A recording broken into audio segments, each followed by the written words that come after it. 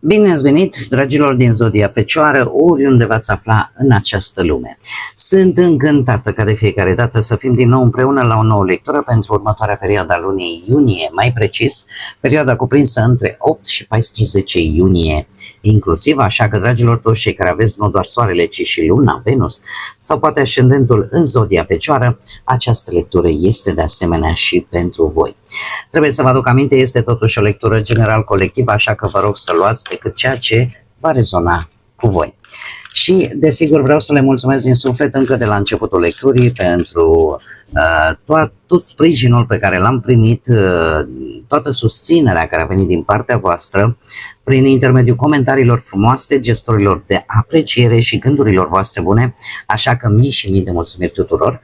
Iar cei care sunteți pentru prima dată aici pe canal, vă urez bun venit, iar dacă la finalul acestei lecturi simțiți că ați rezonat sau pur și simplu v-a plăcut, nu uitați să vă abonați. Este gratuit și în felul acesta voi nu veți pierde nici una dintre lecturile mele. Cum de-al minteri, nu uitați, pentru a vă putea manifesta sprijinul, aprecierea față de acest conținut, nu ezitați să folosiți instrumentele puse la dispoziție de către YouTube, like, hype, super like. Probabil că mulți dintre voi sunt obișnuiți cu toate aceste lucruri. Și acum, dragii mei, înainte de a începe lectura, cu siguranță veți auzi un zgomot, sper să nu fie atât de deranjant. Tocmai pentru acest lucru am cumpărat acest tip de microfon pentru a atenua cât se poate de mult acest zgomot. Este aerul meu condiționat, fără de care nu aș putea să fac lecturi, nu aș putea supraviețui. În zona unde eu locuiesc, în țara în care eu sunt, temperaturile deja sunt foarte ridicate, 36, 37, cu posibilitatea de creștere din ce în ce mai mare. Și atunci este practic indispensabil acest aparat. Cu scuzele de rigoare și cu încrederea că voi veți fi foarte înțelegători și nu vă va deranja, eu voi face tot posibilul, chiar și când editez clipurile. Voi încerca să cobor cât se poate de mult acest zgomot de fundal, dar din păcate asta este situația. Acum, dragilor dragi, haideți să vedem care este energia voastră pentru această nouă săptămână și avem transformare. Se pare că lucrurile încep să se schimbe până în cele mai mici detalii. Aveți parte de o vindecare foarte, foarte profundă. Ce este interesant este o energie de activare, ca să spunem așa. Începeți să vă activați, începeți să vedeți ce calități aveți, ceea ce trebuie scos în evidență, sau începeți să vă readuceți aminte de fapt de ce sunteți voi capabili, de potențialul vostru pe care îl aveți și cum să vi-l puneți în valoare. Se pare că e o schimbare foarte profundă. Unii dintre voi chiar veți simți oarecum că vă vindecați la modul real. Arată că nu mai sunteți aceeași persoană ca înainte, că tot acest proces de transformare este deja în desfășurare și voi vă puteți elibera de, nu știu, anumite tipare vechi, să restructurați modul în care reacționați, chiar dacă poate nu înțelegeți pe deplin ce se întâmplă în acest moment, totuși veți trece prin schimbări emoționale sau chiar psihologice foarte intense, conștientizați că anumite tipare, anumite obiceiuri vechi din trecut trebuiesc, ca să spunem așa, vindecate sau anulate, dar într-o modalitate foarte profundă. Apare senzația asta de ca și cum parcă nu mai ești ca înainte. În același timp, se pare că veți accepta o anumită schimbare. Adică în loc să vă contraziceți sau în loc să controlați, observați ce este vechi, ce tipare vechi se repetă, fără să le judecați, și veți renunța la unele dintre ele și veți renunța poate la acel perfecționism care pe voi vă caracterizează și care este super bun, dar până la o anumită limită. Eu mereu am spus-o și o repet și acum, dragilor, de multe ori și un bine prea mult dezechilibrat poate să facă rău. E un paradox. Este un paradox. De multe ori ni se întâmplă ca intențiile noastre să fie unele foarte bune, dar rezultatul să fie unul prost. În această săptămână, dragilor, la voi, voi veți observa toate aceste lucruri. Veți încerca să, cum să spun eu, să nu le mai judecați, poate anumite situații. E un proces foarte intens, în care voi se pare că veți acorda mai multă atenție propriului vostru corp, propriei voastre stări generale și nu vă mai agățați de cine erați voi acum nu știu cât timp. Poate că pentru unii nu va fi o schimbare foarte plăcută, va fi ușor dureroasă, să spunem așa, dar este necesară. Mai ales dacă vorbim de anumite obiceiuri sau de anumite reacții pe care voi le aveți în anumite momente și la care probabil va trebui să renunțați. Haideți să vedem ce ne spune și tarotul. Ce vine pentru dragii mei din Fecioară, săptămâna 8-14 iunie, atât pe plan profesional, financiar sau sentimental.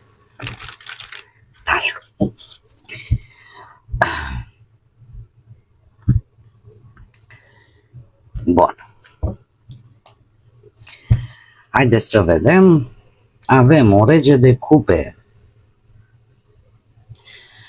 un 9 de monede, uite o realizare la bănuți, împăratul, un 8 de monede, surpriza săptămânii. Dragilor, ce știu că este foarte important va fi pe relații, dar nu neapărat mai puțin important și pe partea profesională și chiar bănească. Haideți să le și clarificăm. Clarificăm, te rog, pentru dragii mei din Fecioară. Clarificăm 9 de monede, te rog.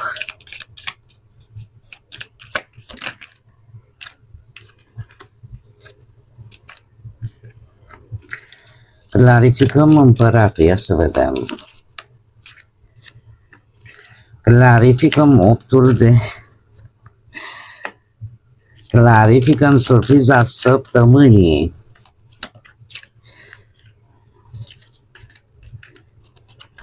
Bun. Haideți să începem cu munca, dragilor. Avem un rege de cupe. Un rege de cupe. Poate că unii dintre voi aveți și vreun ascendent în zodii de apă, Rac sau Scorpion. Pe partea muncii se pare că veți fi mult mai echilibrați, mai ales dacă sunteți într-o poziție de conducere, adică puteți conduce firme mai calm, mai înțelepți, conciliați, soluționați conflicte, luați decizii mult mai echilibrate, mult mai intuitiv, dar desigur nu vă pierdeți rațiunea. Dacă nu sunteți voi, atunci putem vorbi de o energie care într-adevăr se implică într-un mod foarte diplomat. Aici apare o regină, încă o dată zodiile de apă. De unde provine acest rege de cupe? Păi provine din... nu știu, voi ați riscat, ca să spunem așa, ceva. Făcând o anumită acțiune destul de riscantă, dar cumva s-a întors roata. S-a întors roata și aș zice că pe partea asta a muncii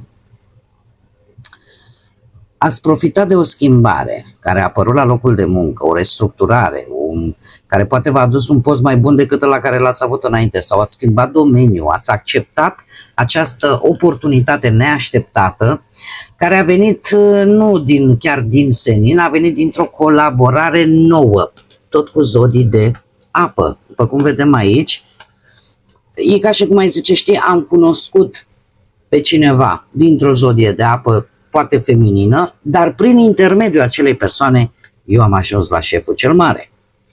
Ceva de genul ăsta, lucrurile care s-au schimbat, dar în urma unei colaborări. Și poate că la momentul respectiv faceți ceva diferit, nu știu, față de ce făceați până acum.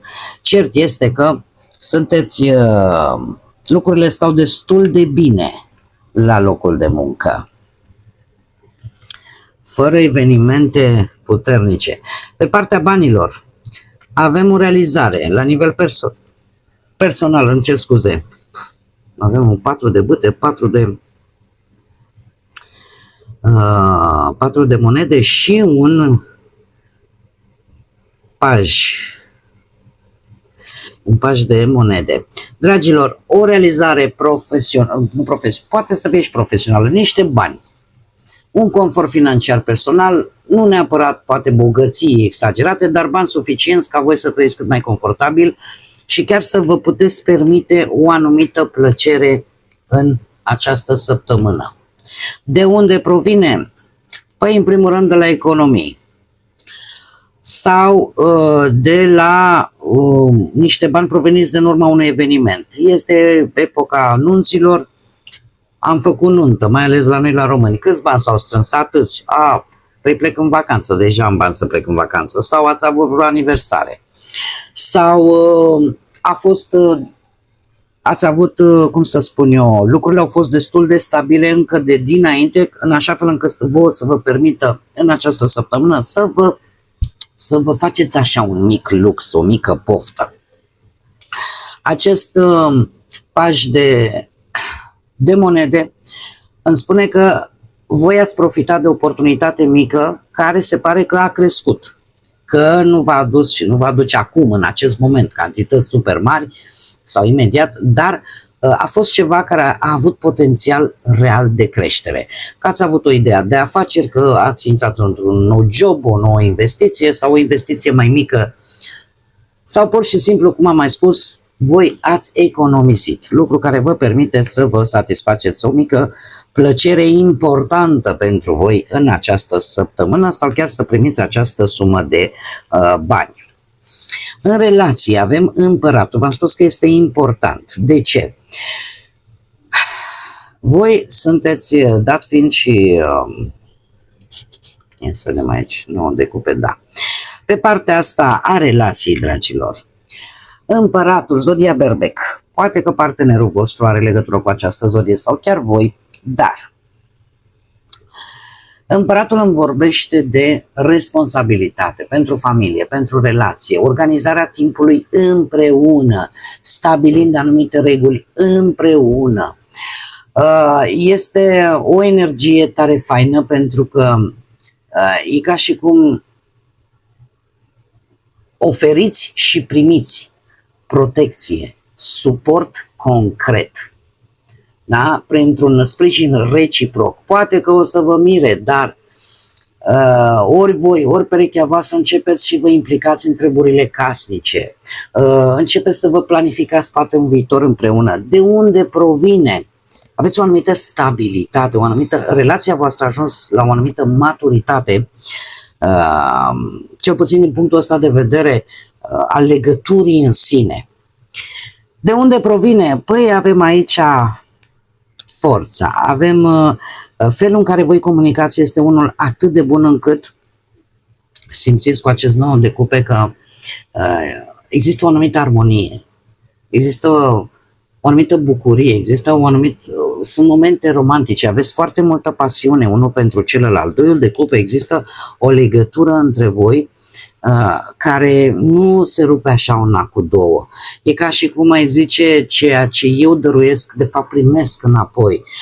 Este o conexiune foarte, foarte bună din punct de vedere emoțional, din punct de vedere al comunicării dintre voi. Această regină de spade îmi spune că pe planul ăsta al relației există sinceritate, există claritate, există o maturitate, așa cum bine am văzut, emoțională. Voi puteți comunica deschis, puteți comunica foarte clar cu partenerii voștri, în așa fel încât toate deciziile pe care voi le luați împreună să fie unele corecte și la fel își păstrează rațiunea. Nu sunteți cu capul în nori, ca să zic așa. Așa că unii dintre voi e posibil în această săptămână chiar să vă planificați nu știu, ceva legat de o casă sau de ce trebuie făcut într-o casă. Cei singuri. Un 8 de monede. 8-ul de monede la voi, dragilor, pe plan sentimental. Așa.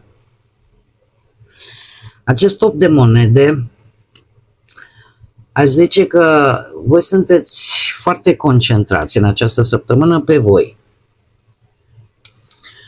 Pe ceea ce vreți voi să vă dezvoltați, poate din punct de vedere profesional. În această săptămână, relațiile sau partea asta emoțional-sentimentală nu este chiar prioritatea voastră principală, pentru că vreți să vă puneți pe voi, în primul rând, pe picioare, înainte de a avea o relație, să investiți mai întâi în voi și în viitorul vostru. De ce? Pentru că se pare că ați muncit. Ați muncit foarte mult, poate la o relație, v-ați luptat cu morile de vânt, cu lucruri ascunse. Lucrurile s-au mișcat foarte greu cu o relație din trecutul vostru, în care posibil să fi fost implicat o energie de pământ, Taur, Fecioară sau Capricorn, poate la fel ca și voi. Fecioară, da, am spus. Cert este că este ceva din trecut care parcă a fost prea mult pentru voi. A fost prea mult, poate ați fost prea atenți, v-ați lăsat prinși așa în situații care nu au fost deloc benefice.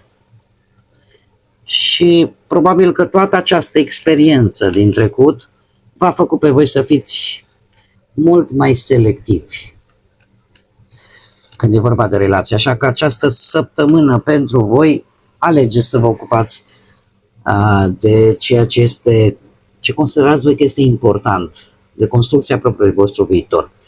Care este surpriza săptămânii? Magicianul. Cine îl aduce? Un 10 de bâte și turnul. Dragilor, magicianul în această situație vine cu: știi ce? Eu nu mai suport. Prea multe responsabilități, clar se dărâmă ceva, poate să se întâmple pe orice domeniu al vieții, în orice situație, aici rămâne ca voi să adaptați, dar din ce văd eu aici, voi veți ști cum să spun eu, veți avea acea putere personală, acea inițiativă să vă manifestați într-un mod foarte inspirat. Iar asta vă va ajuta tare mult. De ce? Pentru că acest turn duce la acest 10 de bâte. Adică o schimbare bruscă, un adevăr care poate ieși la iveală, o prăbușire a unei situații destul de instabile, dar în același timp o eliberare, dragilor, în care voi vă veți da seama că poate sunt prea multe poveri pe spatele vostru, că aveți prea multe limitări și că trebuie să terminați o etapă, să terminați un ciclu din viața voastră. Cu acest magician aici e ca și cum îți redescoperi, așa cum bine am văzut cu această energie, dar stai mă că eu pot de fapt. Pe mine nu poate să mă dărâme. Eu de fapt pot să o iau de la capăt, am cu ce. Îți redescoperi acele abilități, acele resurse pe care poate le țineați în interiorul vostru și nu le puneați la treabă. De exemplu, ca să zic așa, nu toată lumea are această abilitate de a comunica cu ceilalți. Sunt unele persoane care efectiv te râcâie pe creier atunci când începe să vorbească. Sunt altele care te uiți efectiv fascinat și le ascult și de multe ori poate nici nu te mai interesează ce spune, numai faptul că știe cum să o facă. E ca acel povestitor care te fascinează. În mare parte, magicianul nu deține doar această abilitate, pentru că are toate ustensilele la îndemână. are și rațiune, are și logică, are și sentiment, are și emoție, are și acțiune, fel de a gândi, practic. Așa că cam asta este surpriza săptămânii. Acest șoc vouă, de fapt, vă trezește sau vă readuce aminte, stai măi că eu chiar pot să fac multe lucruri. Mesajul final pentru voi, schimbări rapide, dragilor. Nu știu dacă cifrele 1, 8, 18 sau 9, schimbări rapide în care voi va trebui, lasă flexibilitatea să îți servească. Deci, uite, de exemplu, și asta este o calitate, o abilitate, faptul că unii dintre voi sunteți foarte flexibili, adică vă adaptați destul de repede unor situații complexe. Așa că e un moment bun în această săptămână ca această flexibilitate chiar să vă ajute sau această abilitate de a vă adapta chiar să vă ajute foarte mult.